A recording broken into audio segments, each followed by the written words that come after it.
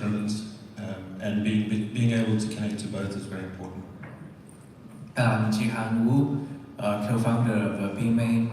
Right now I'm working at Matrixport, a crypto asset management firm.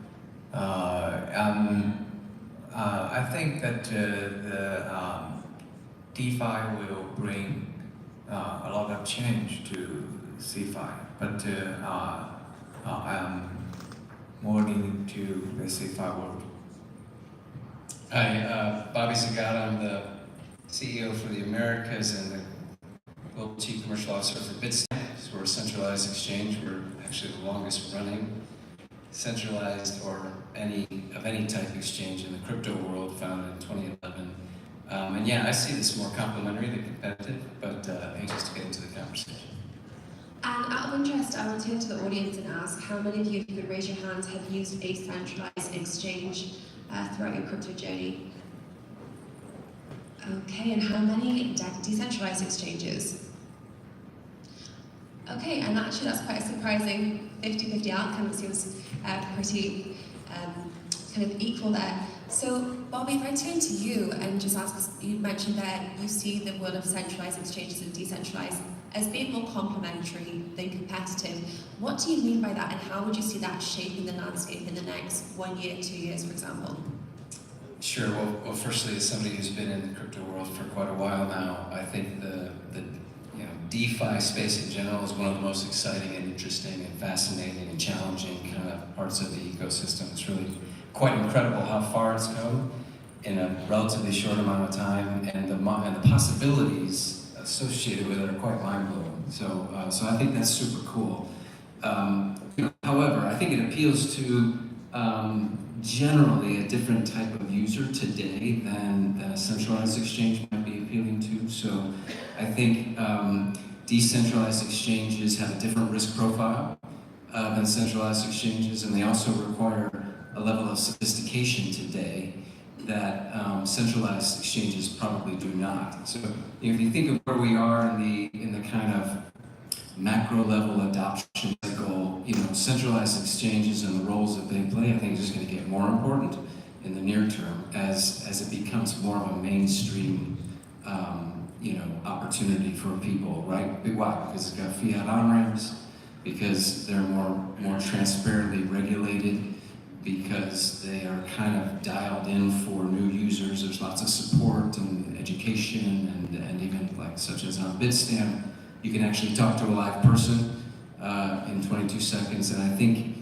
whereas in 2019 that wasn't so important because people were pioneering, in 2024, 2023, it's going to be very important. And you mentioned there regulators, and also the fact that if you do need a customer service representative, you can call someone up, you can speak to someone. So that kind of is the counter-argument for decentralized exchanges when it comes to some of the challenges there, when it comes to expecting a customer service rep, if you're the retail investor, giving you that element of security, but then also for the regulator to go knocking on someone's door that owns DEX, it's also a little bit challenging. So this is open to the floor and anyone can answer. Would you say that the regulatory element is one of the biggest counterparts against decentralized exchanges, and hence why we wouldn't necessarily see such a kind of open landscape in the future? I'll pick up on that. Our platform tries to, in the previous discussion they were talking about when is like blockchain not going to be a thing, and rather just the background tech, which it essentially is. I think it applies as well to most of these conversations. You need to try and create apps that are, as Bobby suggested, easy enough for people to use that it becomes sort of intuitive, and they don't need to be concerned about how it's happening, but they need to be able to trust that it happens, and they can very easily interact with whatever the application might be doing. And I think the problem with that DEXs might have right now is that they are essentially a contract that's deployed. It works to a set of rules. If a user doesn't understand those rules, they're going to struggle in that environment. I think probably what we have to do, and certainly what we're trying to do at BAB, is create that environment that the user doesn't have to have that struggle, that it happens seamlessly for them, and it just becomes a background thing. Maybe they get a better rate on one exchange versus another, and that might be their choice, but they shouldn't have to struggle with the decision of which one they're going to use because maybe they don't understand how to interact with the DEX versus a centralized exchange. Can I quickly jump in? I think that we're all hitting on the same themes and same points, that the complexities, the overwrought complexities, just run rampant throughout our industry. And the reality is, I was just speaking a few minutes ago, and the statistics are pretty amazing. We come to these conferences and we just presume that crypto is ubiquitous. Everyone owns it. The reality is, we're talking about a teeny tiny cottage industry. You have 300 million people out of 8 billion that have exposure to crypto. It's less than 400 basis points. And the single pain point that keeps showing up in research over and over and over again is its complexity. So I think all the things we're talking about, we're still very, very early on. Which, I don't know about anybody in this room, but I've never been around an industry that's been around now for almost 14 years. And everybody talks about it's still so early, which is fantastic. But I think it's incumbent upon all of us to really go out there and promote awareness and education, dispel the misnomers, misconceptions about the space. And I absolutely see a world where DEXs and centralized exchanges coexist.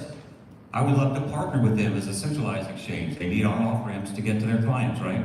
So this is a space that is going to be taking off. But I think right now, when you look at kind of a DEX versus a centralized exchange, you're juxtaposing kumquats and watermelons. And what I mean by that is, even though a centralized exchange for the average person coming into the space has complexities, it would be much more akin to someone purchasing stocks or bonds or ETFs. And then when you start looking at a DEX, it's more akin to buying total return swaps on the Nikkei, right? I came from financial services, and I know this stuff is difficult, and I have a heavy background. So it does sound like we all have a commonality, that we see the bright future, we see the growth, we just need to help promote its awareness, its functionalities.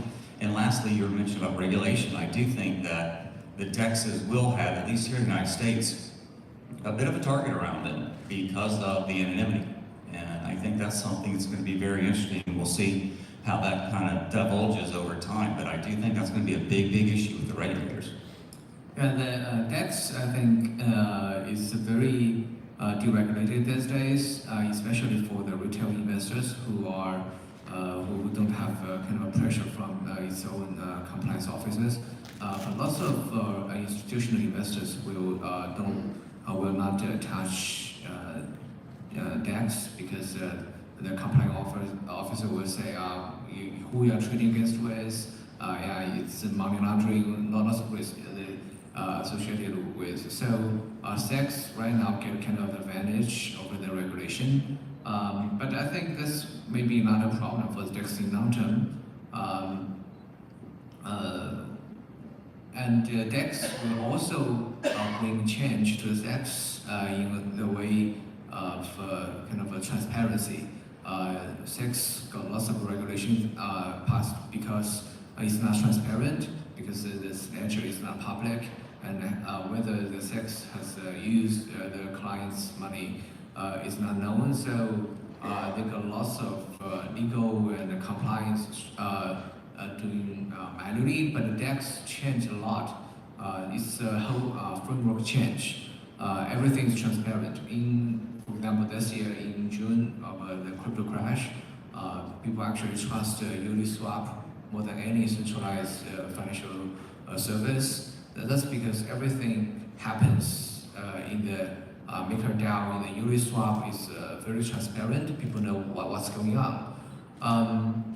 But I think this will also not be a problem in the long term for CEX, because the CEX will adopt such kind of change, because they will know that the customers want this. Customer wants transparency, instantly being auditable. This kind of things will happen to CEX as well. So eventually we will see what kind of business model will be better and what kind of a way that the consumer and the investors engaged with the service provider will be better.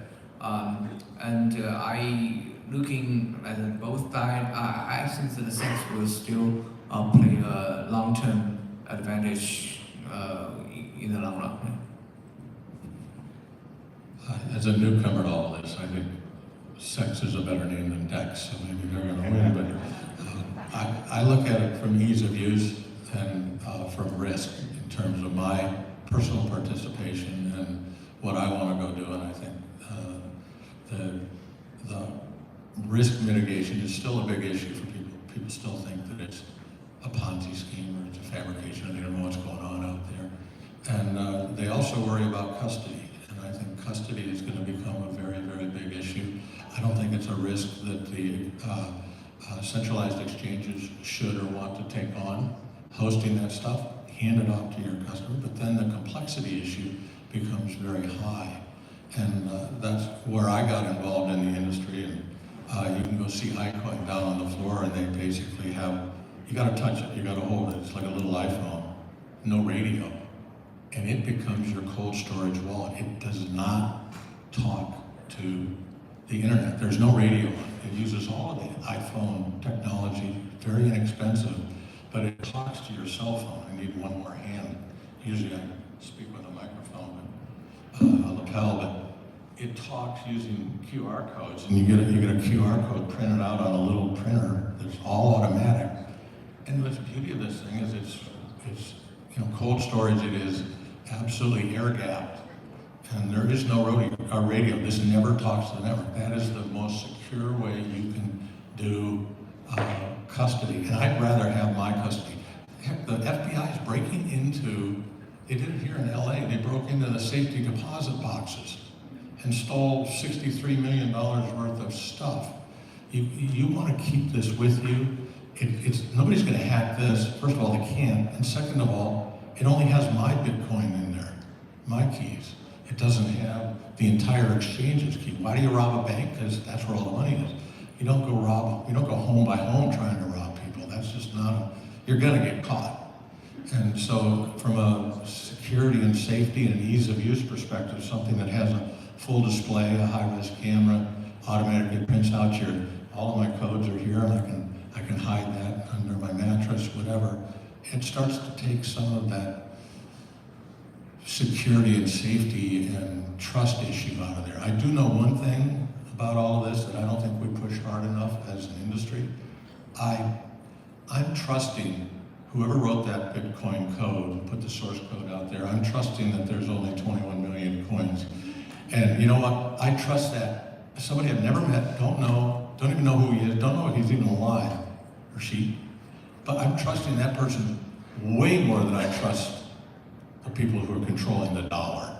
Because I know they're destroying the value of the dollar at 15% per year, every year, and are going to want to do that electronically. And somebody once said, you have no privacy, get over it. And I think the privacy opportunities go away.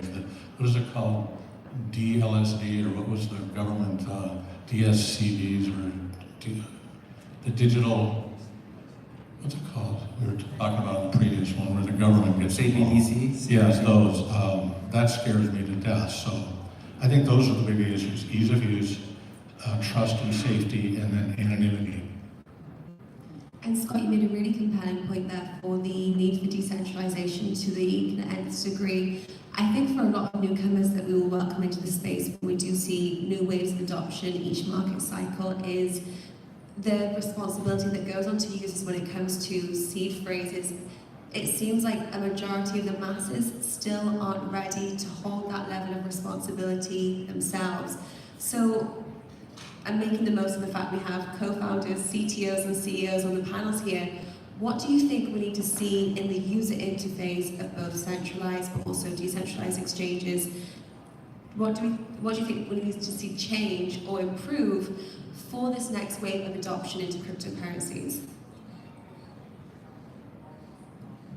I can take a whack. So You know, I think that there's an awful lot that has to happen because, as I alluded to before, you know, the people who are in the markets, all of you today, you know, even today, are pioneers still, right? So there's, you know, in 2018 when I got involved, 2019, the people and the companies getting involved, we're going to get involved no matter what.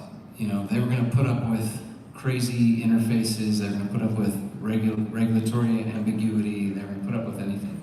But these next waves are different, I think. They have much higher expectations for the experience and for the certainty of it. And they have more choice, frankly, than the people who came before them.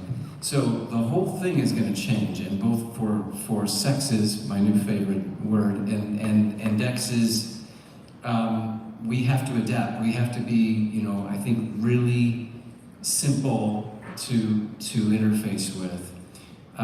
One of the things that centralized exchanges do well, I think, is we're very, very good for traders, right? For institutions and sophisticated traders. We have advanced order types, we have serious liquidity, we have, you know, lots of ancillary services, you know, capital efficiency type plays that make it a great offering, I think. But we also increasingly have good offerings for brand new people who are just curious today. We recently, Bitstamp recently did a pretty serious survey of about 28,000 respondents across 27 countries about trust and sentiment relative to cryptocurrency, and the numbers in terms of trust were quite high, much higher than you would think reading the mainstream press. But by the same token, the barriers were exactly what was mentioned earlier. You know, lack of education. Like something like 44% of people said, I really want to participate, I don't know how to get started.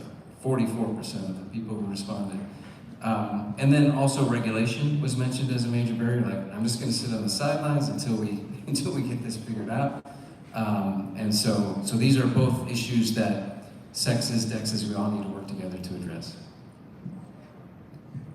I think, you know, Bobby hit on some very important points, and going back to what I was mentioning a few minutes ago about the 300 million pool of people currently in the space. I personally see that this industry right now is being controlled, and I mean no offense to either group, one of these groups, in full disclosure, but you have a bunch of finance geeks like myself and tech geeks. And the rest of the world is sitting there kind of either not even paying attention or twiddling their thumbs or trying to figure out where all this stuff is just going to end up. There are a lot of haters. I think the industry, we have not done a great job in PR. I think that you continually on a daily basis see the people talking about the nefarious activities when nobody stands up and says, well, why don't you just juxtapose that against fiat? And then everybody will shut up really, really quickly because they look like fools. But again, I agree, the educational component. The reality is a lot of exchanges out there are what we would consider kind of a DIYer. If you can't tell with my accent, I come from Atlanta, Georgia, Home Depot, do-it-yourself model. And the reality is this stuff is treacherous, and it really shouldn't be a do-it-yourself model, especially for the newbies. And I think that's kind of retarding growth, preventing growth. And so, you know, our whole value prop, and we're going after a whole new different, you know, we're going after brand newbies, the people that want to get into the space. They've done a little bit of cursory research, but they're still afraid. So we're just offering the hand-holding, right? 24/7, 365 live support to be there for you. Because we understand, I mean, when I got into this industry, and again, coming from Wall Street, I used to sell derivatives to central banks. And although I'm not a smart guy, I'm pretty decent with markets. I'm pretty good with setting up accounts. And I immediately ran into problems. There's nowhere to turn. So this is not an isolated story. You know, this is just across the industry. And I think these issues will abound until, again, there's kind of a broader pull and push from every leader in the industry to try and promote this education and awareness. And let's face it, I mean, the market certainly isn't helping us as well. And I think that's also brought out a lot of the haters saying, see, I told you, Bitcoin's gone from almost 70,000 to 20,000. I told you this thing was just a crock. But that will change. You know, last thing I'll say is, which it's very interesting timing. For those of you old enough, there's a clip running around the internet right now where Bill Gates was on David Letterman in 1995. Now, for someone like me, 1995 was not that long ago. But the clip shows Bill Gates trying to explain to Letterman about the internet, and Letterman's just railing on it. Like, what? Like, this doesn't, like, who cares about that? Maybe a bunch of tech nerds and computer geeks, but nobody's gonna care about this. And Bill Gates, this guy being sheepish, going, okay. And this is exactly where we are today with crypto and blockchain. It's just a matter of people doing some cursory education. It's about getting out there, promoting it, and then mass adoption is going to be coming. Zero doubt about that. Yes. I just wanted to agree with you on that point. I think it's definitely about the education, it's about the PR, it's about the community making an effort to be more inviting to people who don't necessarily get it. You know, you don't necessarily understand how your car works. I'm talking about maybe the engine and all, but you still drive it. And that's where we need to get the industry to. Part of our platform is specifically around trying to create financial inclusion. We're in the fortunate position, we're a UK-based business, but we're in the fortunate position to have our regulatory approval now for both crypto and electronic money. And that has all of a sudden opened so many more doors, but specifically because of the electronic money. So it just gives an indication that the industry is still wary of crypto. Unfortunately, that is linked to blockchain, which it shouldn't be. You know, crypto is something that works on top of the technology that is blockchain. But in essence, if we can create that environment where people trust, and that's maybe because you're regulated, or maybe because the way that you've designed your application makes it intuitive for them to use, it's going to make a big difference. When it comes to a DEX and regulation, I think in theory you would immediately say, well, it's going to be very difficult for them to be regulated. Well, I actually disagree. Regulation is ticking boxes. You know, the regulator, they come and they give you a checklist of things, and they say, are you doing the following things? And you have to demonstrate that you're doing that. And actually, from a DEX point of view, it would be relatively simple because your rule sets are coded in, they don't change. So, you know, once you can show that that's happening, they shouldn't bother you again. I think CEXs would have to probably go through an ongoing conversation with regulators. You're so young. You have to go through an ongoing conversation because potentially you're continually adding more products or more pairs or new features. You know, one of the advantages you guys have is you can offer leverage, which would be quite complicated for a DEX to do potentially. But in essence, you know, it's all about how we look after the users in the environment. I think that's what it will ultimately boil down to. If you can create a platform or an application or an ecosystem that everyday people, and when I say everyday people, I mean people outside of the community, feel comfortable with, I think you'll get much better engagement. So I suggest we solve the ease of use problems fast, because the biggest weapon the government has is the Treasury and Fed and the money supply, the printing presses that they have, and the money supply has almost tripled in the last 10 years. That's an unbelievable tax on every asset and income denominated in dollars. And if they see any kind of threat to that machine, they're not going to enforce the regulations. They're going to change the regulations and try and regulate this out of business. Reagan had it right when he said they're going to regulate everything out, and then once they get it done, they'll subsidize it, which is the government electronic cryptocurrency. So that's my big fear, but I'm still advocating anybody to ask me, I say, put 15% of your investable assets into Bitcoin as a store of value, as a hedge. It weighs less. This weighs less than gold. So, and I think it's a little easier to use and a little easier to go to a central exchange and get it into a fiat currency when and if you need it. But I want to have this, and I want to be able to stick this in a stuffed bear can send it to Portugal or New Zealand or wherever I gotta go if I gotta go. And I'll meet my money over there, and I will have something that's fungible. That's literally a way to go. And I just, I think we have solved, this is a third generation environment. I think the exchanges are getting way easier to use. I let my wife handle all of it. I just ran a computer company. What would I know about technology? She runs it, she handles it, she handles it just fine.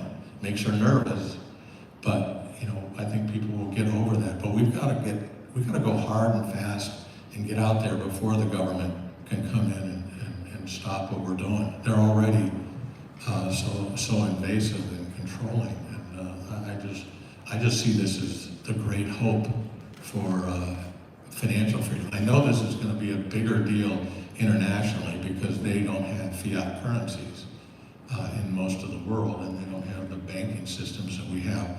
So I'm happy today to use centralized exchanges for when I want to go to fiat. But I'm in it for the long haul. That's my nest egg and my insurance policy. It's a way better insurance policy than anything I can think of. Scott, just to be clear, that's a demo account. That's not your real wallet, correct? It wouldn't matter. You could run this thing over right now, and I could just get a new one. And as long as I have this QR code, I can go create a new one. I hope you have Brinks cards out front and we just don't see them. Or they're maybe dressed up. If somebody comes at me, I just swallow it. It's fine. These days, DEX already got more than 100,000 of assets, have a kind of a trading activities in last month. But if you look at the CEX, even the most the most progressive exchange that are supporting the new tokens is less than 10,000. It's a few thousand of spot tokens being traded.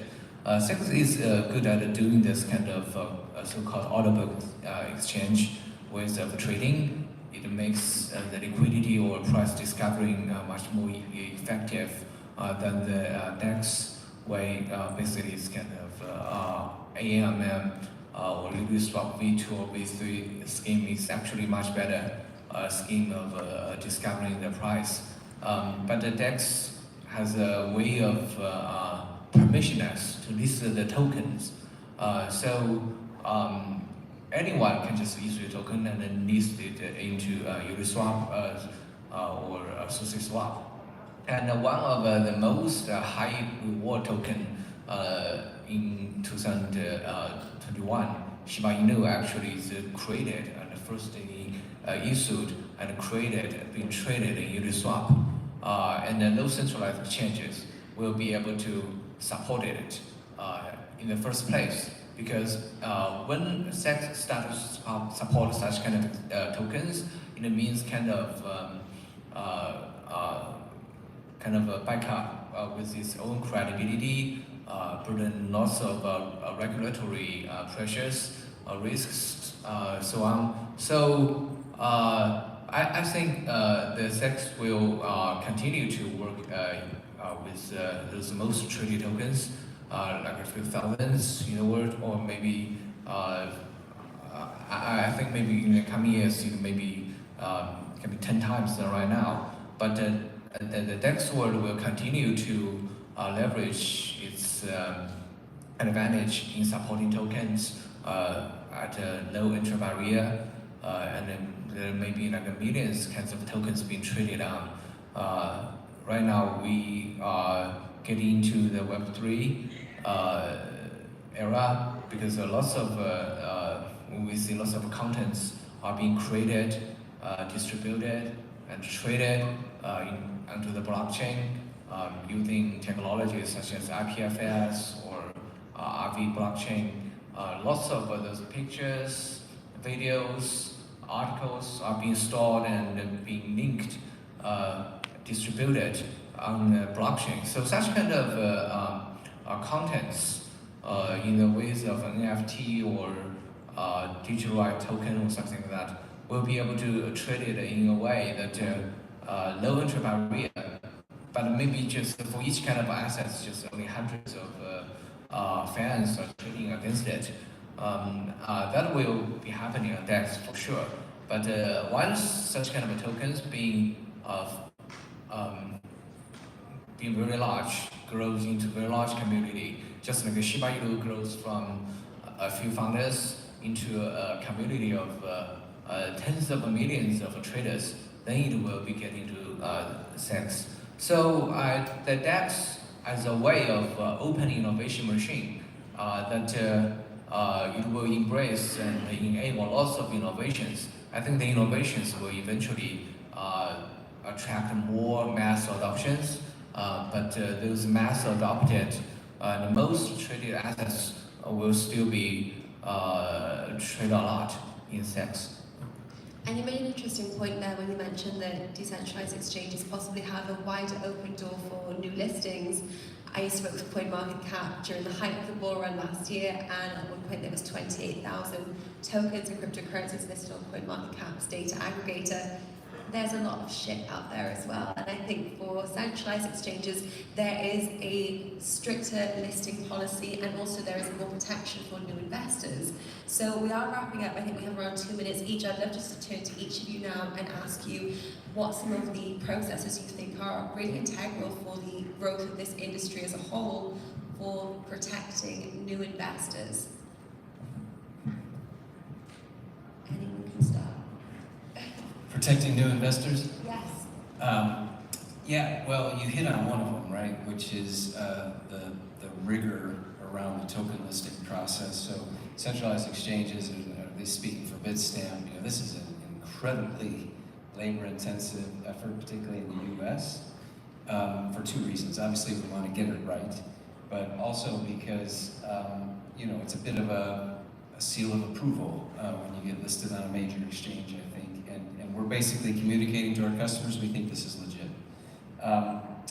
But there's other things too. I mean, we haven't talked about it too much here, but one of the questions in my mind as I think about DEXs and the evolution is this KYC policy, right? So the other thing that centralized exchanges do is they know their customers, and we have rigorous processes around that as well. The question in my mind is, like, to what extent is a lack of KYC part of the DEX value proposition? And is that going to change? And if it changes, is the popularity of DEX going to change also, right? So there's a lot of questions around protecting consumers that DEXs today don't have to worry about. Centralized exchanges absolutely have to worry about, and it's kind of, the tip of everything that we do. The last thing, just quickly, is education. I mentioned it earlier. We just stood up a Learn Center on our website. We're trying to put as much curated content out as possible, just to put people into a position to participate, right? Because it's, there's some complexity to it, as we said. There's some risk to it. People should have some real content out there, but the stuff available to you if you do a Google search is, half of it's crap.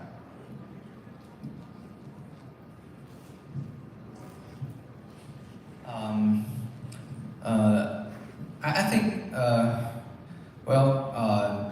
the whole crypto world is quite high volatile, and to protect the new investors, as a CEX, of course, I think they will have quite a strict listing rules and enhance this technology, this kind of custodian and cybersecurity.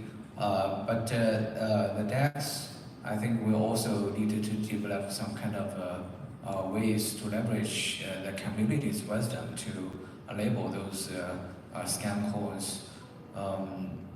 There is no easy way to educate the new investors, because anyway it will require the new investors themselves to spend time and to be smart and to learn those the knowledge and the skills. So I think for both CEX and DEX, the education efforts is important to protect the new investors. Yeah, I think certainly I agree with the comments made up to this point. It's definitely about creating a safe environment for users to interact with your service, whether it's centralized or decentralized. Moving forward, certainly, I think a lot of the industry fears regulation, but I think it will also bring some trust and safety to the environment, which should encourage people outside of the community to certainly get more involved and be more comfortable that they have a level of protection for whatever service they might be engaging with. We're quite fortunate that we sit in the middle and we can interact with either. We certainly have a good experience with the centralized exchanges from an integration point of view, and I think it's certainly important to be able to continue to do that. But certainly to do that and allow your users through your own platform to then interact with those services, you do certainly need to make sure that they're very much aware and educated about what it is that they're actually doing, and that certainly comes with sort of a regulated type environment. We do the same thing. We make sure we know our customers. We make sure we do everything in our part to make sure that they feel that they're protected and safe in the environment. And I think if we continue to do that, the whole ecosystem can benefit. I think one of the first ways for consumers to be protected in this kind of current wild, wild west industry that we're in is for them to protect themselves. I tell people all the time, when you step into a boxing ring, the referee tells you, protect yourself at all times. Investments is the exact same way. I don't care if it's stocks, bonds, commodities, currencies, or Bitcoin. When you're hearing about deals that are being pitched and they're giving you 10,000% returns, or people that are paying you 45% interest, and you go running into it, the next thing you know you have zero, folks, I'm sorry, you have to do a little bit of research.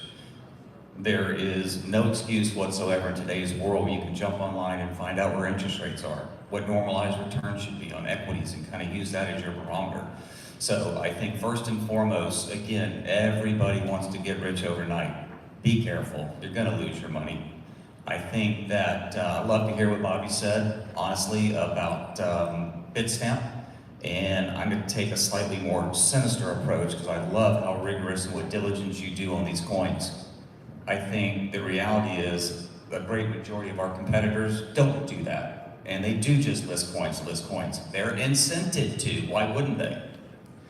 I also believe, again, I'm a lot older than most folks in this room, but for those of you old enough to remember 99, 2000, 2001, known as the tech wreck, where the NASDAQ lost 90%, which I think Mr. McNeely might know a little bit about.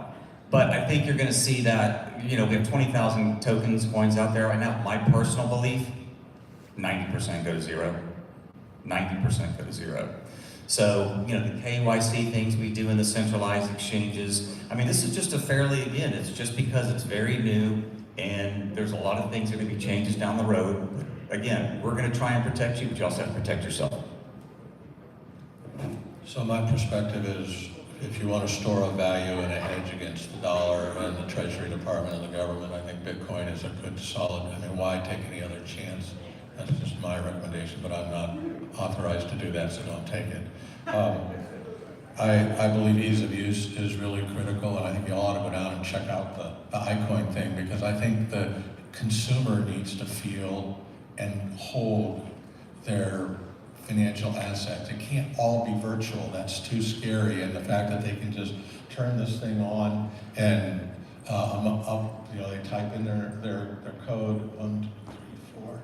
So cute. Yeah, and it's got its own little thing, and you can go to the home page and you can go click on your Ethereum or this matters. And they know that if they lose it, they can go get a new one and reboot it.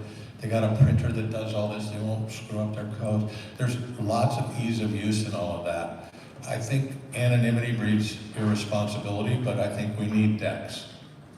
Because government insight and total lack of privacy creates tyranny. And I guess I'd rather live with some irresponsibility that we gotta go after than tyranny, because it's really hard to beat the government. It's easier to find and beat a bad guy. So that's sort of where I come out on all of this stuff. So I'm a big believer in the whole blockchain environment, the anonymity, the personal responsibility. I think is something that we just need. People can't be babysat all the time. Amazing. So if it sounds too good to be true, it probably is. Investors as retail, do your own research and make sure you're taking the responsibility on yourself with your finances. And then explore and good luck in the wild world of crypto, guys. Thank you so much for letting me hijack your panel. It was very much appreciated, and I really appreciate the insights from all of you. Thank you. And thank you for winging it the last second MC. Appreciate that. No problem. Thank you.